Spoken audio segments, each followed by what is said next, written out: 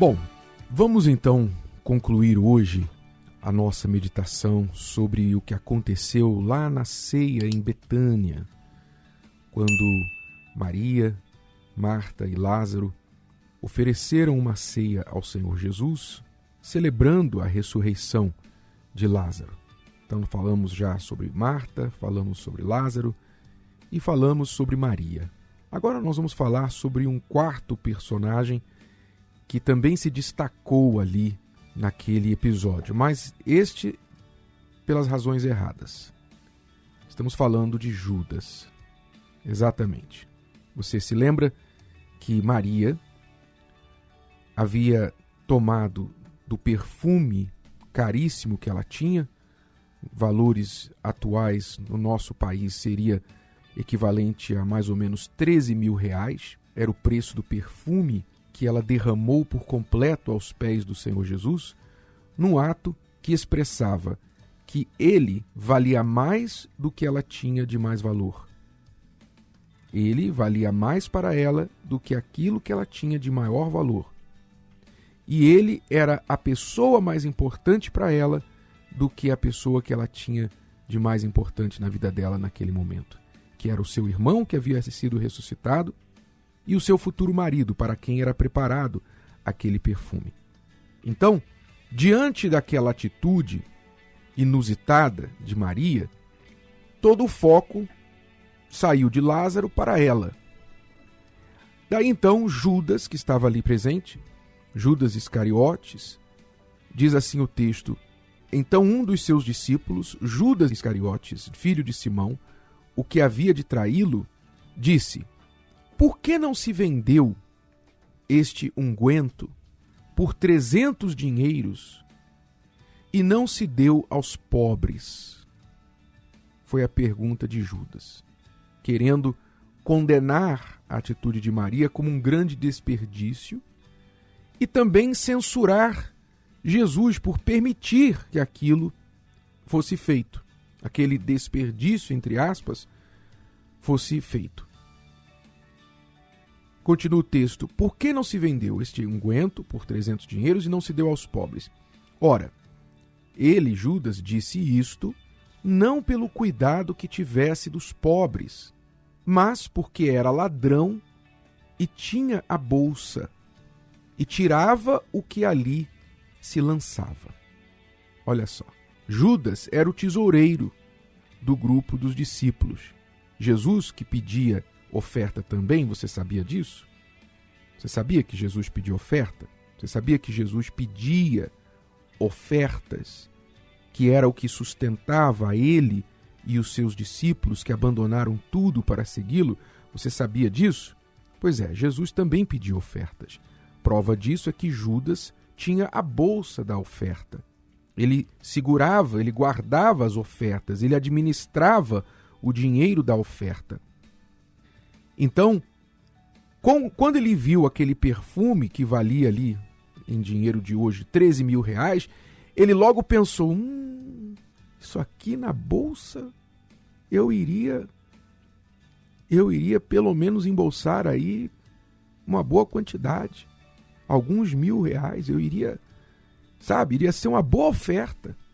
Foi logo o que ele pensou. Mas ele não falou isso, é claro. O que ele fez? Como todo bom dissimulado, como todo bom fingido, hipócrita, ele então deu uma de justo, deu uma de muito justo e que se importava com os pobres.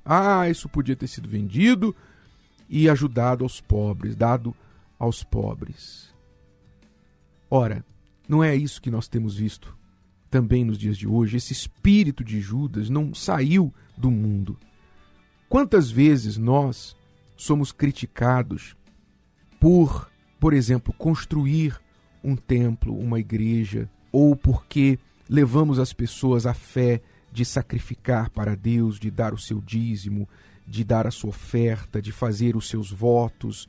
Nós levamos as pessoas à fé da palavra de Deus, que nos ensina a expressar a nossa fé através de ofertas, através de sacrifícios, através das nossas primícias. É a palavra de Deus que nos ensina isso. E quem é da fé como Maria, sente este desejo, esta vontade, esta necessidade de expressar a fé através das suas ofertas. Isso é bíblico. Tanto é que Jesus não censurou Maria. Mas muitas vezes somos censurados por pedir, por estimular as pessoas a fazerem as suas ofertas e, diga-se de passagem, nós, antes de pedirmos, já fizemos a nossa e continuamos fazendo as nossas. Eu sou dizimista, eu sou ofertante da casa de Deus, eu já sacrifiquei, já fiz fogueira santa e faço fogueira santa. Antes de pedirmos às pessoas, nós fazemos. Mas a crítica vem dos hipócritas. Por quê, por exemplo, quando foi construído o templo de Salomão, quantos não falaram, por que não pegou esse dinheiro e deu aos pobres? O mesmo espírito de Judas.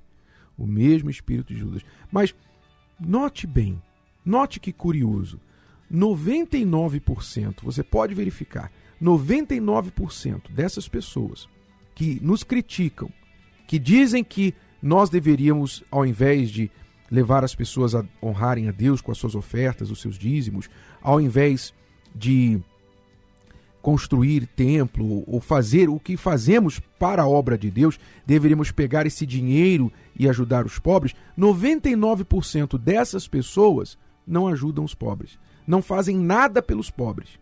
Pode verificar, como Judas. Ele não se preocupava com os pobres, ele se preocupava com ele. Elas não se preocupam com os pobres e muito menos com Deus, porque elas não dão suas ofertas, porque elas não dão os seus dízimos, ou seja, elas roubam da bolsa também. Elas são como Judas, roubam da bolsa de Deus, porque está escrito, quem não devolve o seu dízimo, as suas ofertas, está roubando a Deus. Quem disse isso foi Deus, não foi eu. Então, elas mesmas não ajudam os pobres e ainda roubam da bolsa de Deus. Então, é claro, elas precisam criticar quem faz, para elas ficarem um pouquinho melhor na fita, é ou não é verdade?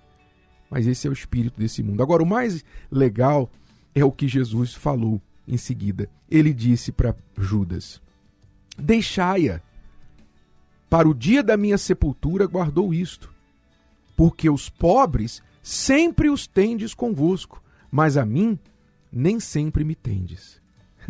Em outras palavras, ele queria dizer o seguinte, olha, não vai faltar pobre nem oportunidade para você ajudar pobre nesse mundo. Pode ter certeza disso. Quem quiser ajudar o pobre, qualquer dia, qualquer hora, vai ter a oportunidade. Agora, não é sempre que nós percebemos o ímpeto do Espírito, o impulso da fé.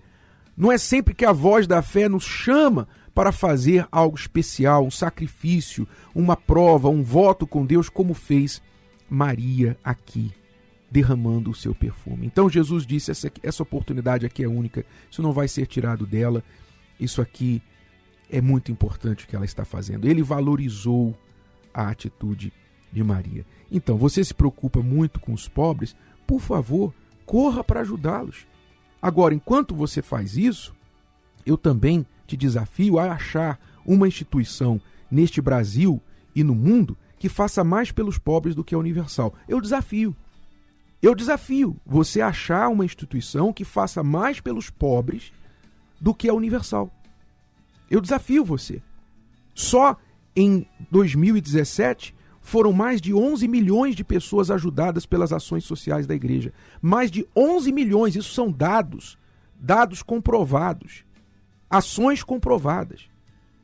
Então, cuidado com o que você fala, cuidado com o que você pensa.